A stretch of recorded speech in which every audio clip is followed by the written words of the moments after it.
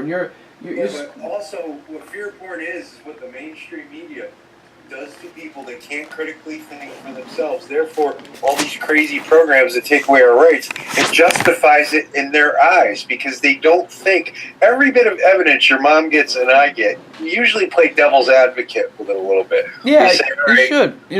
Maybe give the benefit of the doubt and say maybe like you were saying Fukushima. Now it is possible with HARP or with some sort of technology that they made it happen, but it's also possible. I mean, tsunamis have always been there. It's possible that it could have just been an act of nature. oh, you're 100% right in that, but you don't realize they do have technology now where they can make volcanoes go off. They can alter the weather. They can cloud seed. They can make sure that the jet stream goes a certain way so it dries out California. There's lots of things going on, and like you said, I can't stay on the same subject. It's hard for me to start talking about one thing without tying it into everything else because that's the way they do things. And I mean, we're being socially engineered every day of our lives, and not just by them, but by our upbringing, by our parents, by the system that's always been in place.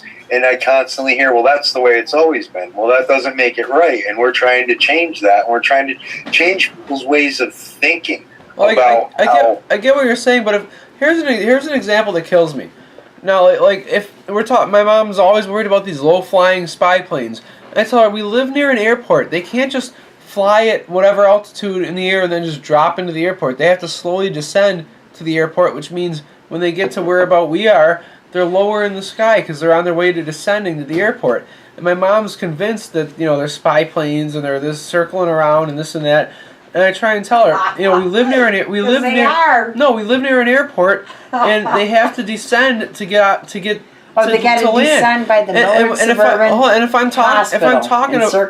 if I'm explaining this or arguing about it, and she brings up JFK and other stuff, that does nothing at all.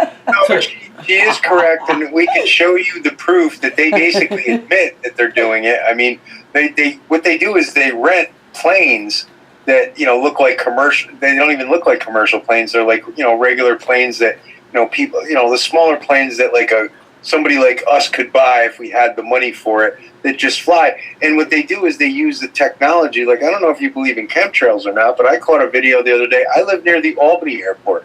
Now, every day there's not chemtrails, but the days when there's obviously chemtrails, it's like I was sitting out in my backyard and I did a video the other day, and I'm like, wow, I'm going to do a video about the fact that the whole sky is blue. There's not one cloud in the sky. There's no chemtrails.